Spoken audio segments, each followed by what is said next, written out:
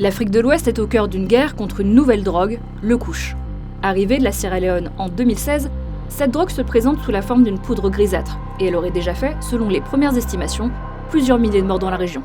Alors de nombreuses rumeurs circulent sur sa composition. On parle d'eau humain, de mort au rat. Bon, dans les faits, le couche est surtout composé de 2 psychoactifs très puissants, très addictifs et parfois mortels. Selon les premières études sur le sujet, la moitié des échantillons de couche contiendraient des opioïdes de synthèse, qui sont jusqu'à 25 fois plus forts que le fentanyl.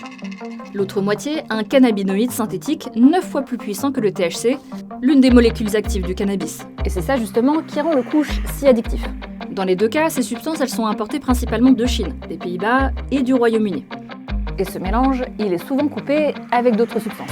On trouve par exemple des feuilles de guimauve, de l'acétone, de la formaline ou du tramadol. Les consommateurs réguliers de couche peuvent développer des plaies sur tout le corps qui finissent par s'infecter ou des psychoses.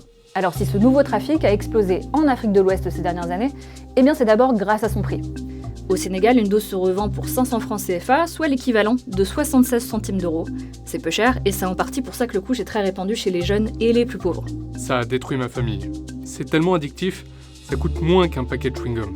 Et puis, tous les composants peuvent facilement s'acheter en ligne. Aujourd'hui, pour produire cette drogue, inutile de faire partie d'un réseau. Avoir une connexion Internet et un peu d'argent suffit. Face à la diffusion exponentielle du couche dans la région, la Sierra Leone et le Liberia avaient déclaré en 2024 l'état d'urgence sanitaire suite aux conséquences désastreuses sur la santé publique.